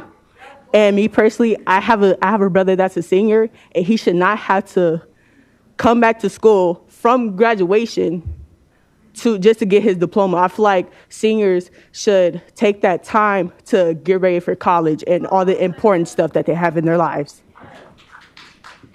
Sorry, my phone keeps going off. Next, you guys heard about jobs and internships, all that stuff. One thing about me, y'all not finna stop me from making money. I need my money, making money, and having the time to experiment what it's like to have a job outside of schools. Because mind you, I have financial stuff I have to take care of for myself, and I have a life outside of school. Next is, I know a bunch of students with children of their own. They should not have to take a break from their child that they had just to come back and make up the time at school just because the teachers had a strike. How is that fair to them or their children? Sports, games, and practices. Sports, with the practices for me, I run track. Practice is pushed back all the way to 6:30 now because you guys wanted to add on the extra 42 minutes, which is dangerous because it's getting warmer outside and it's going to get even more dangerous on the north side. And you guys should know that. Yes. More violence equals more students at risk. And you guys say that you guys care for the students and this is for the students. Do you guys really care for the students, or is y'all just saying that just because it sounds good? Just please, and if it is, how is that fair to the students? Because you guys just want to say words without actually fulfilling your promises. And like the other people, like the last person just said, I'm gonna need you guys to hear us, not just listen, because listening, you just listening to words. I need you guys to actually use your ears and listen. Please, I am begging you to listen, to hear us and hear the students. And for the fact that y'all are just making decisions without even having the students have the students' inputs, it's ridiculous to me. The students should and will have an input on how our school lives are affected. Thank you. Thank you.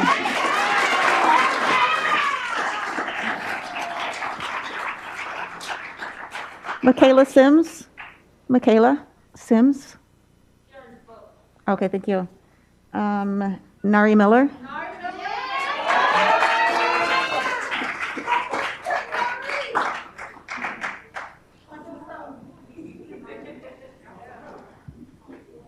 Hi. I'm Nari Miller. I'm a senior at Edison High School. I attended Lucy Laney Elementary School. I attended Northeast Middle School. So I was raised in this district. I'm not going to talk very long because I feel like what I'm talking to y'all about, I shouldn't have to talk about. 100%, I'm here because a lot of my peers, CJ and Michaela specifically, are the people who I conducted the interviews with. They're directly affected by this. So, I haven't had a normal year of high school since I was a freshman. And everybody has said that. I'm not going to keep on reiterating what everybody is saying. But by understanding the pandemic, I never really held it against you guys. With this 42 minutes, I'm going to hold it against you guys because y'all have direct control over that. I'm tired of hearing you guys say, oh, we don't have control over that. You guys represent us. The board, you guys are our neighbors. You guys are supposed to represent us. I'm not even finna get into Edina.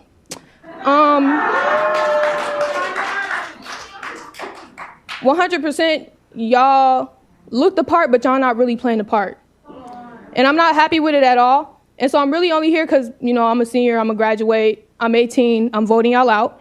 But 100, I'm not happy with the way that we've been treated, but I'm here so the future kids can actually get something worthwhile out of this. I did my bid. My 12-year prison sentence is almost over. I'm ready to go, like for real. I'm not finna toot my own horn, but most people know me here from sports. I won a state title for this district. Y'all are welcome. With that state title, I've now qualified for nationals, which is June 14th. Guess who's going to school instead of nationals?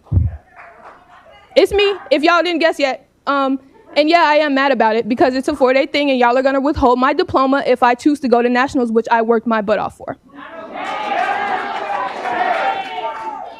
Again, I wasn't really here to talk for very long. That's all I really wanted to say. Bye, Edward. I know you're leaving. But yeah, that's really it. Again, I'm Nari Miller. I'm a senior. I done put y'all district on the map. Minneapolis, y'all welcome. Bye. Thank you.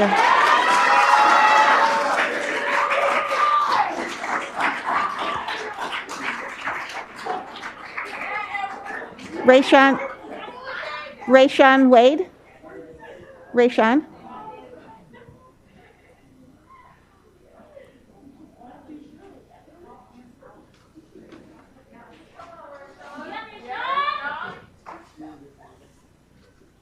Sorry, I can't speak with this. So before I speak, I've noticed multiple people up here have been looking down. I don't know if you're taking notes or if you're on your phones, but they taught me in school and just like in my household that if someone is speaking, that you show them respect and you look at them while they speak. So I would really appreciate if everyone paid attention and listened to everything that I had to say. So I feel like there's a lot that really needs to be said, but my peers and just everyone here, they've already said a lot. But one thing that's really been bothering me is I noticed that we got an extra 42 minutes, but one of my teachers is a teacher at North, and he's a really like teacher. He's very popular. He's their track coach, and he just tells me how unfair it is that they already have to stay late. Plus, y'all add an extra 42 minutes, which just isn't unfair, especially after just everything that community and just everything like that we have dealt with as a state. Like they just lost someone. Someone lost a brother, a son, a nephew, a teammate, a friend, and they're already going through so much mentally, just dealing with that grief and everything. And just adding this just piles on to that mental, just all that mental, just like toughness, like that they're just everything that they're going through. And I just feel like that's unfair. And you guys are supposed to be for us, for Minneapolis public schools, but y'all's not actually doing what we want. Y'all's not actually having our best interests aligned. And I just don't like that. And then we have certain people leaving because they can't handle just like everything that's going on and just us speaking up. I guess us not being silent isn't enough for that person, so they're deciding to leave. And I just feel like Why say that you're for us when you're not actually for us? You're for yourselves. Like, why should teachers have to go on strike for 3 weeks just to ask to have better pay? They do this nonstop. We give y'all 10 months out of the year. That's 10 months. We get 2 months. And you want to dip into that 2 months that we have. We already give y'all 10, and that's just not enough. You add 2 weeks of school. You add an extra 42 minutes to every school in the district, which just isn't fair. And I just feel like, with that being said, I'm very happy that you are leaving and will not be here. Just because I feel like we deserve someone that is for us and will actually hear us and listen to us and just make the things that just hear our voice. That's really all that we're asking. We just want to be heard. We have all these schools coming together, and just all these schools coming together should tell you that you're not doing you're not doing your job right. All these schools that like we're neighbors, but we don't really we have what's the word? We're not that fond of them. Like, we don't like them in certain things. And we're coming together. We're putting our differences aside, the way that we feel. We're putting them together. We're putting them aside, and we're coming together to tell you that what you're doing just isn't right. You're not listening to us. And we hope that all these people, I think there was probably about 10 plus people that have spoken. I hope that you listened to every single person, and I hope that when you were looking down, that you were writing down notes and listening to everything that we said. And that's really all that I wanted to say. And I just hope that y'all listen. And I hope you... With that being said, that's really it. Hope y'all change it, because if not, we'll be back. Thank you.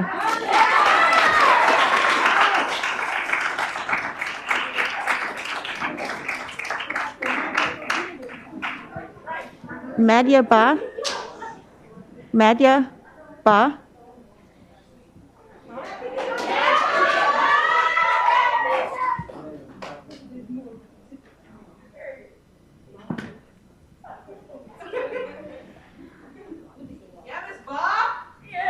My name is Khadijah Ba. Khadijah, I'm sorry. Thank you. What I'm going to say is going to upset some of you, but as people who are supposed to be in this position, who are supposed to have this job and already know what you're supposed to be doing, I really don't care. So for starters, this is to the superintendent for one. If you don't like what people are saying to you, then you need to go about a different way for what you're doing. If you don't want people to cuss at you and you don't want people to express their anger, then you need to find a better way to make people feel like they're being listened. You came to North and you said that you were going to create a new building and you were going to do all these new renovations in 5 years. What are you going to do for the school now? You're not doing anything for the school now, or at least it doesn't seem like you're doing anything. You have people up here who are not paying attention to what people are saying. Don't say you want people to come here and speak and express themselves if you're not going to actively listen to people. Listening, reading, and writing are basic skills that we learn in preschool. So why is that something that is why is it not happening? I'm sitting in the back row and I see you guys not listening, specifically Superintendent Graff and Director Arneson, or I'm sorry if I didn't say it right. Either way, that's what I'm going to just say to y'all too.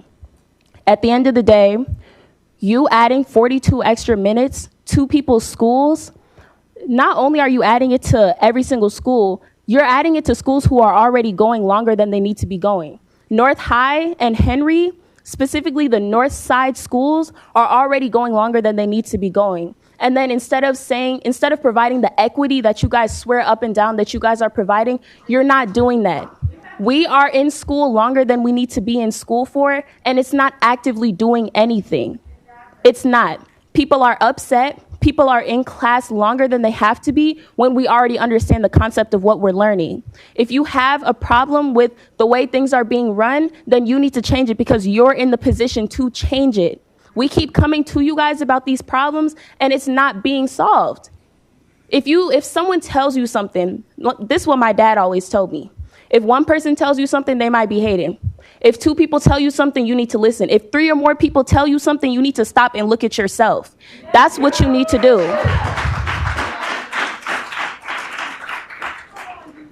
The North Side communities, the North Side schools are constantly getting the short end of the stick. I'm representing North High School. I'm representing the people who look like me, and I'm representing the people that you guys are constantly hurting. You don't care. Because if you say you care and you talk all this stuff about how you care about the students and how you care about this whole thing, you would not have let that strike go on for three weeks. You would not have. You wouldn't. Because if you genuinely cared about the teachers and you genuinely cared about the students that you constantly say you do, you would have instantly gave them what they asked for within that week or within that day, just like St. Paul did. What's the problem? You should be ashamed of having these hardworking parents and these hardworking students have to come. Not everyone has the privilege that you had when you were growing up. And that's something that you need to understand.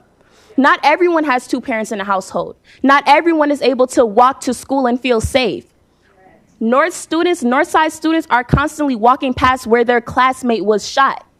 The 5 bus stop, right where that D Hill stuff is at, his classmates and his people are constantly walking past that to go to school. And how do you think that is going to affect people when they're walking past that when it's late at night? We are Black people, okay? We already have the world against us. We already have the odds against us for no reason. We didn't do anything. We didn't. So how are we supposed to get an education when it's constantly having these obstacles in the way, obstacles that you are putting in place? So if you really care and you really want to work with these students, you need to make changes. That's what this whole thing is about. I'm so irritated and I'm so frustrated, and I'm trying to properly articulate myself because once again, you guys said that you don't want the bullhorns, you don't want the signs, and you don't want people cussing. So the way that we're talking to you is how you guys asked to be talked to. So if you want to ask to be talked like this, then you need to make change because that's what you asked for. So let's make that real clear. I want to go to college. I want to study law. I got a lot of things that I want to do. But for one thing, we all know this world runs on money. Like we all know that the whole thing, you need to have money if you want to do certain things. It's prom coming up. It's graduation. Like they said, our last normal year of high school was our freshman year. We done had pandemics. We done had people dying. We done had so many things happen to us, things that you guys have not experienced personally.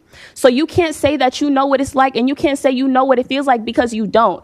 We are experiencing so much trauma at such a young age that we are mentally older than we are because we've had to constantly have to heal ourselves, heal our teachers, heal our principals. We cry with each other all the time, and the only time that you guys want to show up is when we are grieving. And I done said that before. I'm so fed up with this. I'm so frustrated. And at the end of the day, if you guys were in this position because we believed that you guys were going to make change, each and every one of you. Now, those of you who know that this is wrong, and those of you who know that are, trying to make change, this message isn't for you. This is for the ones who know that what they're doing is wrong and is not trying to change it. You can't tell us that you want us to be these strong individuals. You want us to be honest and just, and you want us to have such integrity when you're not doing it. Let's not act like that. Let's be honest and let's keep it 100. Let's not sit up here just because you're in a position of authority and you done gained your spot. I'm so proud of the POC that I see up there. But at the end of the day, now that you're in that position, you need to make change as well. You need to do something as well for us because we are constantly coming to you guys and we're constantly telling you that there are problems and they're not being fixed. It's not like we're complaining about like potholes or we're complaining about all these other things. We're complaining about real things that we have to go through, real problems that we constantly have to go through. Do you want to walk past where, your classmate was shot? Do you want to have to constantly have to see that replayed? Do you? I'm going to take that as a no since no one said yes. That's just one of the small things that we have to go through. We have to constantly walk past lockers with balloons on them. And I'm not even going to say that had anything to do with you guys because it didn't. But at the end of the day, let's not extend things longer than we have to. School, the only reason that you guys are extending and doing all of this is because of what you guys decided to do. If you would have gave these teachers what they asked for, we would not be in this situation. And it's constantly happening. It's constantly happening. I'm going to close it out because I'm not trying to sit up here and talk too long. But at the end of the day, you guys need to make change and you need to do your job. Like, it's that simple. You were voted in there to do a job that you swore that you were going to do. You have all these flags behind you, and you're not having no integrity towards the people at all. This whole thing seems like it was like a plan. I honestly feel like this was scripted. You guys knew that this strike was going to go on for so long if you didn't give them what they wanted. You waited 3 weeks so you can say, you know what, since it's such a consequence, we're going to put it at the end and we're going to punish them. Why are you punishing us and we did nothing wrong? We did nothing to you guys. They were fighting for livable wages and they were fighting for the students, something that you guys already have your livable wages. You guys are already making good money, so you're not worried about that. But you have to be able to see the other side of the coin. You can't sit here and just because you're comfortable and because you have everything that you need to have, you can't just sit here and think that everything is sweet, because it's not. Not everyone has those privileges. Not everyone is able to wake up in a house and be able to turn their lights on or turn their water on. People have to go to work to be able to provide for their families. And just because you didn't have to do that growing up or you don't experience that right now doesn't mean it doesn't affect the people that you represent.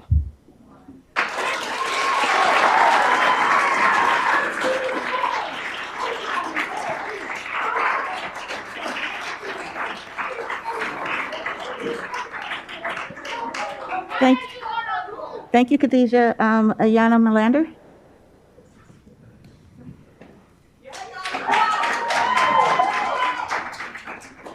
First, I would like to say thank you to the students outside, because we can hear you guys, and I'm glad you guys are here.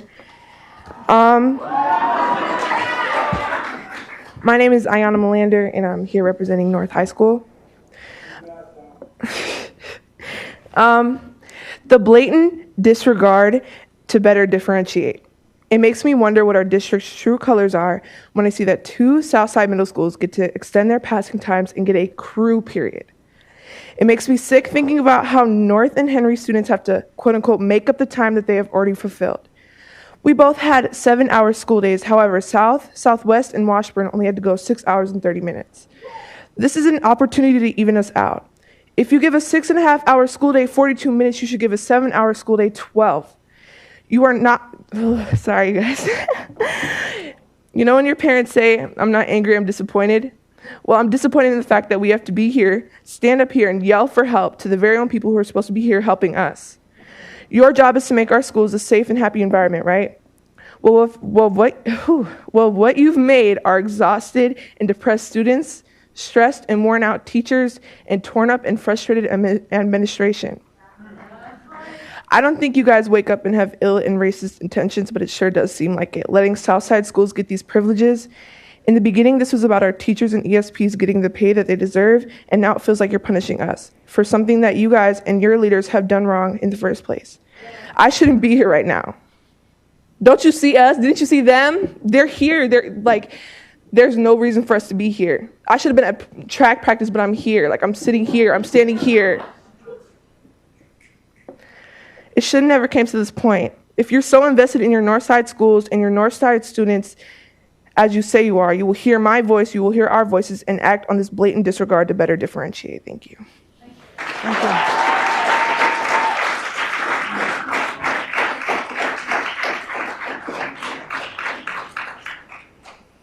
I want to thank everyone who took the time to come share their ideas and perspective with us. We will now take a 15-minute recess. Directors, we will reconvene at 7:45.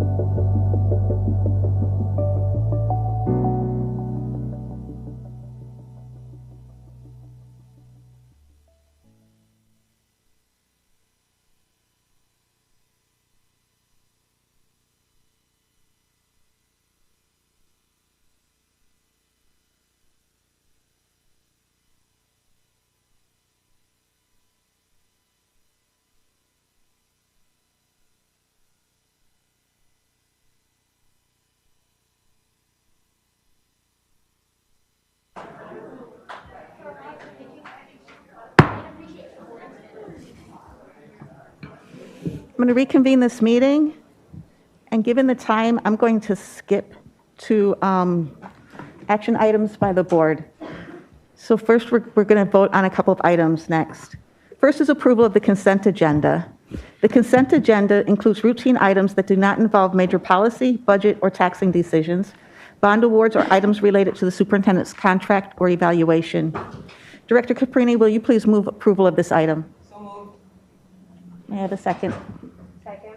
Thank you. Approval of the consent agenda has been moved and seconded. Is there any discussion? Director Elamine? Chair Ellison, I did just want to bring it to the attention that I am going to abstain from voting on this tonight. I do have a religious organization that I am aware of, and so I just want to abstain from voting on anything. Thank you. Okay, thank you. Seeing no further discussion, all in favor say aye. Aye. All those opposed say nay. That motion carries and the consent agenda is approved. Our next two items are approval of new school names as recommended by the school communities and forwarded here to the board by the superintendent. As we heard earlier, in each of these cases, students, staff, and families recognize the need for a new namesake and have engaged in their respective processes in accordance with our policies and regulations to come up with a new name that better aligns their values, both their school community and of the district. Today, it's our privilege to recognize each school community's work and vote on their new names, which would be effective starting July 1st, 2022. We will begin with the resolution to rename Jefferson as Ella Baker, which is labeled as 2022-23.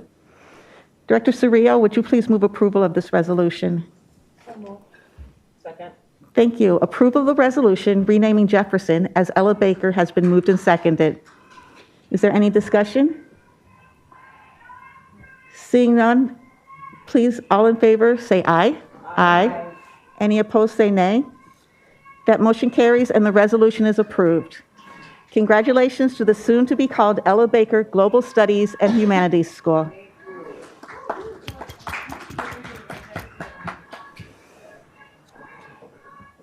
We will move to the resolution to rename Sheridan as Las Estrellas, which is labeled as 2022-24.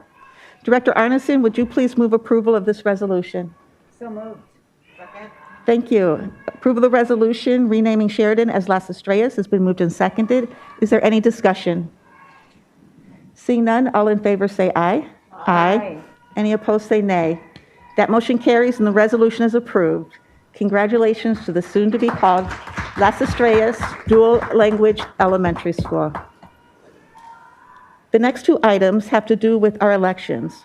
One to approve the new boundaries for the 6 districted seats on the board, and the other to designate precincts and polling places. First is approval of the redrawn Board of Education election districts, which is a process required after each federal census to ensure equal representation.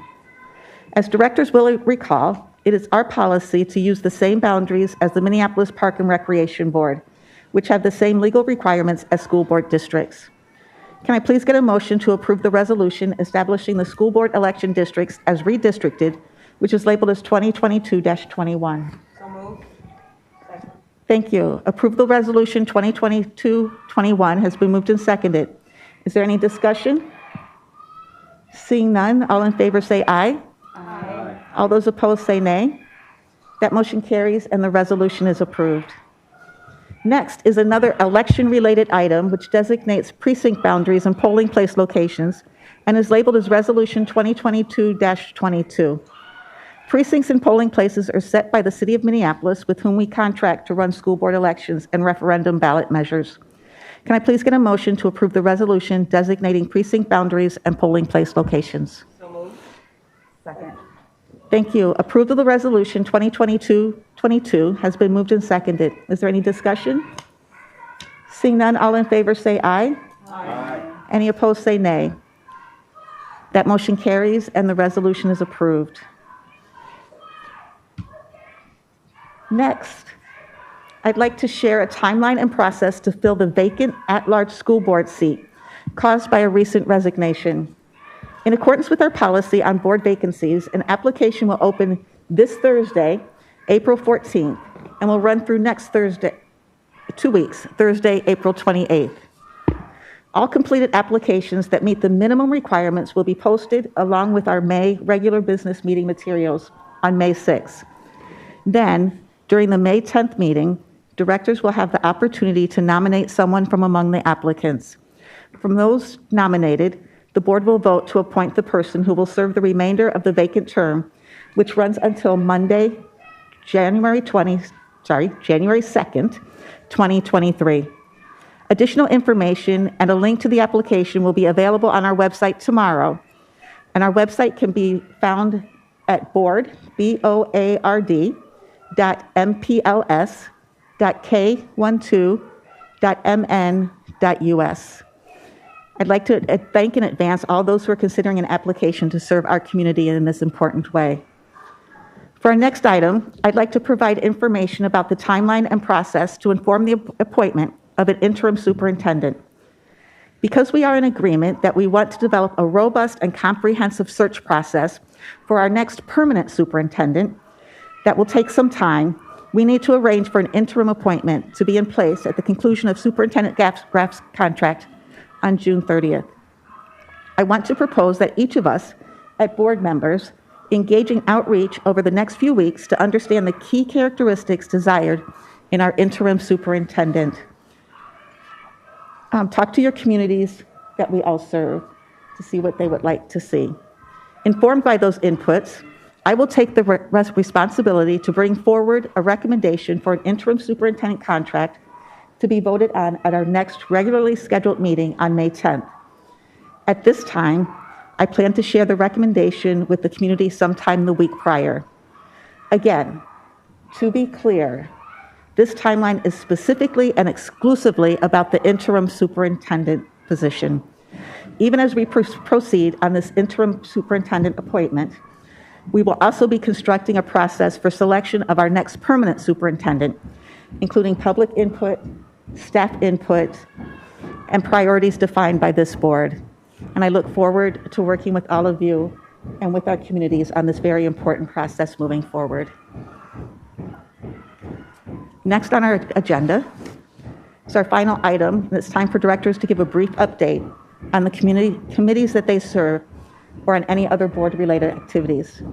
Directors, if you have any comments, please press the request to speak button, and I will run through the list. Do you want to speak? Student Representative Rance. Hi, my name is Kennedy Rance. I attend Henry High School, and I live in North Minneapolis. On March 29th, the Board of Education held a special business meeting to discuss the vote on the newly modified 2022 calendar and school year. On this date, MPS students gathered in this very boardroom to be acknowledged. These MPS students collectively voice their opinions and concerns directly to the board because they are passionate about their education and serve as leaders within their own communities.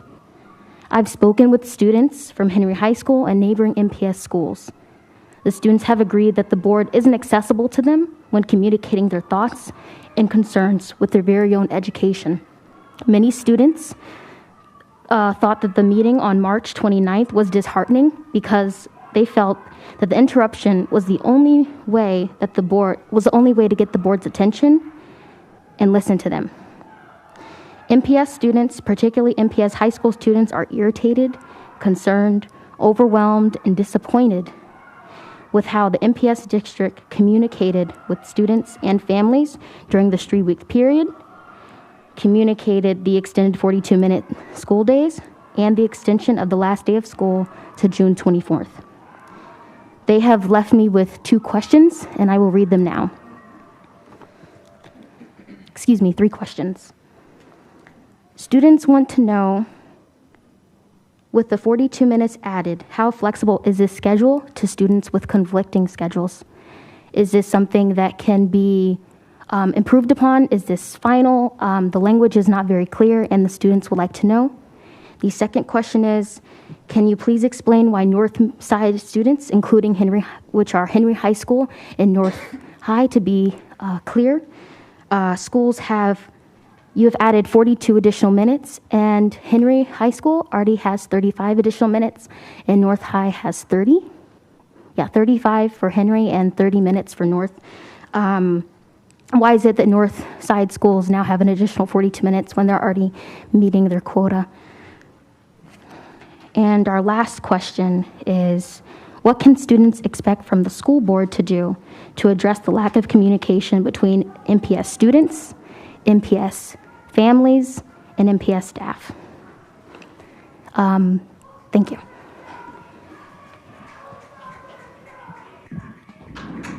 Thank you. I've written the questions down, and I don't have the answers right now, but we can work on that. I've written the questions down, and we can talk about it. I don't have the answers right now for you, if that's okay. All right? Anybody else?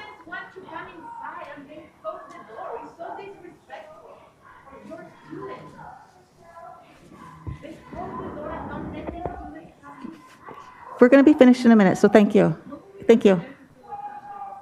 That concludes our agenda tonight, unless anybody else wants to speak. Without objection, I will now adjourn this meeting. Thank you, and good night, everybody.